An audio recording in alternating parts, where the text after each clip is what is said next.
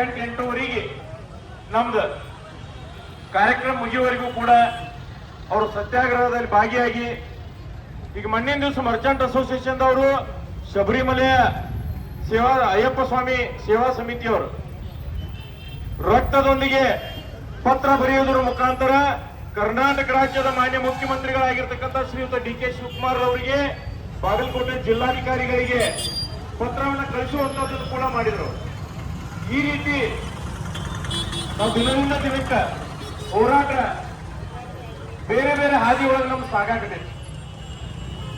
ಇವತ್ತು ಈ ಹೋರಾಟ ಸಮಿತಿಗೆ ಶಕ್ತಿ ನೀಡಲು ಕಳೆದ 2-3 ದಿವಸಗಳಿಂದ ಬನಹಟ್ಟಿ ನಗರ ವಿವಿಧ ವಾರ್ಡ್ಗಳಲ್ಲಿ ಸಂಚರಿಸಿ ನಮ್ಮ ಬನಹಟ್ಟಿ ನಗರದ ಮಹಿಳಾ ನಾಯಕಿಯರು ತಮ್ಮ ನಾಯಕತ್ವದಲ್ಲಿ ಇವತ್ತು ಇಷ್ಟೊಂದು ಸಂಖ್ಯೆಯಲ್ಲಿ ಮಹಿಳೆಯರನ್ನ ಸೇರಿಸಿದ್ದೀರಿ. ಇವತ್ತಿನ ವರದಿ ಕೂಡ ಇದು ಕೂಡ ಸಂದೇಶ ಸರ್ಕಾರಕ್ಕೆ ರವಾನೆ ಆಗ್ತದೆ. ಬನಹಟ್ಟಿಯಾಗ ಎಲ್ಲ ಹೆಣ್ಮಕ್ಳ ನಾಗರ ಪಂಚಮಿ ಮುಗಿಸ್ಕರಿಂದ ಪ್ರಜಾಸೌಧ ಪಡೆದ ತೀರ್ಬೇಕಂತ ಹೇಳಿ ಗಂಟು ಬಿದ್ದಾರು, ಇನ್ನೇನು ಅವ್ರ ಮನೆಗೆ ಹೋಗಂಗ್ ಕಾಣೋದಿಲ್ಲ ಅನ್ನುವಂತ ಸಂದೇಶ ಇವತ್ತು ಸರ್ಕಾರಕ್ಕೆ ಹೋಗಿ ಮುಟ್ತದೆ. ಇವತ್ತು ನಮಗೆ ಎಂತ ಒಂದು ಶಕ್ತಿ ಬಂದಪ್ಪ ಅಂದ್ರ 1947 ಇಸ್ವಿಗಿಂತ ಪೂರ್ವವಾಗಿ ಬ್ರಿಟಿಷ್ ಏನ್ ಭಾರತ ದೇಶವನ್ನು ಆಕ್ರಮಿಸಿದ್ರೆ ಸ್ವತಂತ್ರ ಸಂಗ್ರಾಮದಲ್ಲಿ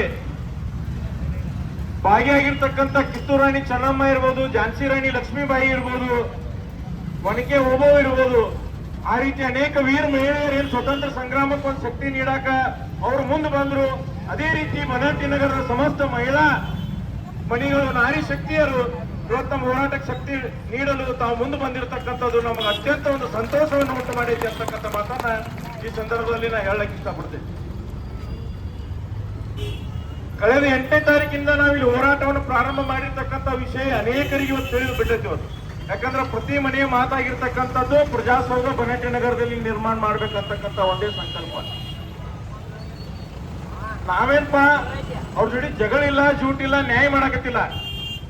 ನಮ್ಮ ಊರಿಗೆ ನ್ಯಾಯಯುತವಾಗಿ ದೊರೀತಕ್ಕಂಥದ್ದು ಡೆಮೋಗ್ರಫಿಕಲಿ ನೋಡಿದ್ರೆ ಭೌಗೋಳಿಕವಾಗಿ ಬನಹಟ್ಟಿ ನಗರ ರಬಕವಿ ಬನಹಟ್ಟಿ ತಾಲೂಕಿನ ಮಧ್ಯಭಾಗದಲ್ಲಿರುವುದರಿಂದ ಬನಹಟ್ಟಿ ನಗರಕ್ಕೆ ಹೊಂದಿಕೊಂಡಿರ್ತಕ್ಕಂಥ 8 ಗ್ರಾಮಗಳಿಂದ ಆಗಮಿಸ್ತಕ್ಕಂಥ ಸಾರ್ವಜನಿಕರಿಗೆ ಸರ್ಕಾರಿ ಕೆಲಸ ಕಾರ್ಯಗಳನ್ನು ಮಾಡಿಕೊಂಡು ಮರಳಿ ತಮ್ಮ ಮನೆಗೆ ಹೋಗಲಿಕ್ಕೆ ಅತ್ಯಂತ ಅನುಕೂಲಕರವಾಗಿರ್ತಕ್ಕಂಥ ಸ್ಥಳ ಯಾವುದಾದ್ರೂ ಇದ್ರೆ ಬನಹಟ್ಟಿ ನಗರದ ಸರ್ವೆ ನಂಬರ್ 12ರ ಬನಹಟ್ಟಿ ಸರ್ಕಾರಿ ನೂಲಿನಗಿರಿ ಪಕ್ಕದಲ್ಲಿ ಇರ್ತಕ್ಕಂಥ ಸೋಮವಾರಪೇಟೆ ಸಮಸ್ತ ದಯ ಮಂಡಳಿಯ ಸುಪರ್ದಿಯಲ್ಲಿ ಇರ್ತಕ್ಕಂಥ ಶಿವಮಂದಿರ ಕಟ್ಟಲಿಕ್ಕೆ ಕಾಯ್ದಿರಿಸಿರ್ತಕ್ಕಂಥ ಒಂದು ಜಾಗ.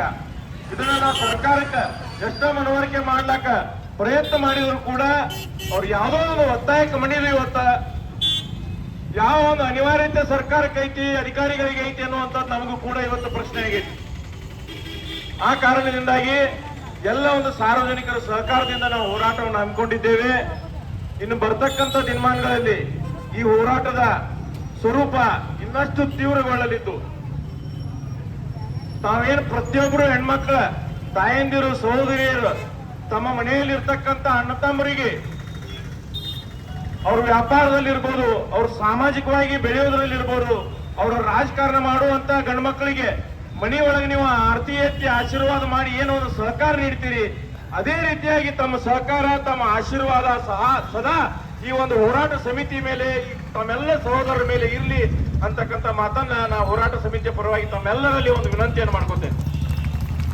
ತಮ್ಮ ಆಶೀರ್ವಾದ ನಮ್ಮ ಹೋರಾಟ ಸಮಿತಿಗೆ ಬಲು ಮುಖ್ಯವಾಗಿರ್ತಕ್ಕಂಥದ್ದು. ಇವತ್ತು ಬೆಳಗ್ಗೆ ಮಾತನಾಡುವಾಗ ಹೋರಾಟ ಸಮಿತಿ ಅಧ್ಯಕ್ಷರಾಗಿರ್ತಕ್ಕಂಥ ಶ್ರೀಯುತ ರಾಜಶೇಖರ್ ಸೋರ್ಗಾವಿ ಅವರು, ಮಲ್ಲು ಬಾನ್ಕಾರ್ ಅವರು, ನಂದು ಗಾಯಕ್ವಾಡ್ ಎಲ್ಲ ಕೂಡ ಇನ್ನೊಂದು ನಿರ್ಣಯವನ್ನು ತಗೋಬೇಕಂತ ವಿಚಾರ ಮಾಡಿದ್ರು. ನಾವು ಇವತ್ತು ಮಲ್ಲಿಕಾರ್ಜುನ್ ಬಾನ್ಕಾರ್ ಅವರು ಒಂದು ಒಳ್ಳೆಯ ಸಲಹೆಯನ್ನು ನೀಡಿದ್ರು. ಏನಪ್ಪಾ ಅಂದ್ರ ಈ ಹೋರಾಟ ನಿರಂತರವಾಗಿ ಹಿಂಗೆ ಮುಂದುವರಿಯಲಿ. ಬಾಗಲಕೋಟೆ ಜಿಲ್ಲಾಧಿಕಾರಿಗಳ ಕಚೇರಿಗೆ ಬನಹಟ್ಟಿ ಹಾಗೂ ಸುತ್ತಮುತ್ತಲಿನ ಎಲ್ಲ ಗ್ರಾಮಗಳಿಂದ ಸುಮಾರು 1,000ಕ್ಕಿಂತ ಹೆಚ್ಚು ಜನಸಂಖ್ಯೆಯಲ್ಲಿ ಪಾದಯಾತ್ರೆ ಮುಖಾಂತರ ನಾವು ಬಾಗಲಕೋಟೆ ಜಿಲ್ಲಾಧಿಕಾರಿಗಳ ಕಾರ್ಯಾಲಯಕ್ಕೆ ತೆರಳಿ ಡಿಸಿ ಕಚೇರಿಗೆ ಮುತ್ತಿಗೆ ಹಾಕುವಂತ ಕೆಲಸವನ್ನ ಮಾಡೋಣ ಅಂತಕ್ಕಂಥದ್ದನ್ನ ಹೋರಾಟ ಸಮಿತಿಯವರು ಈಗಾಗಲೇ ತೀರ್ಮಾನ ಮಾಡಿದ್ದೇವೆ. ಆ ದಿನಾಂಕವನ್ನು ಕೂಡ ನಾವು ನಿಗದಿಪಡಿಸಿ ಪ್ರತಿಯೊಬ್ಬ ಸಾರ್ವಜನಿಕರಿಗೆ ಅದನ್ನು ತಿಳಿಯಪಡಿಸುವಂತ ಕೆಲಸವನ್ನು ನಾವು ಮಾಡ್ತೇವೆ.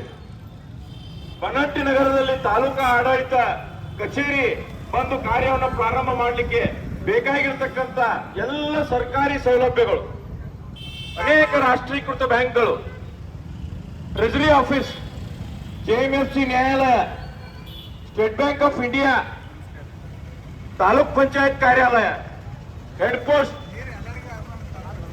ಇನ್ನೂ ಅನೇಕ ಸರ್ಕಾರಿ ಇಲಾಖೆಗಳು ಈಗಾಗಲೇ ಬನ್ನಟ್ಟಿ ಒಳಗದಾವ.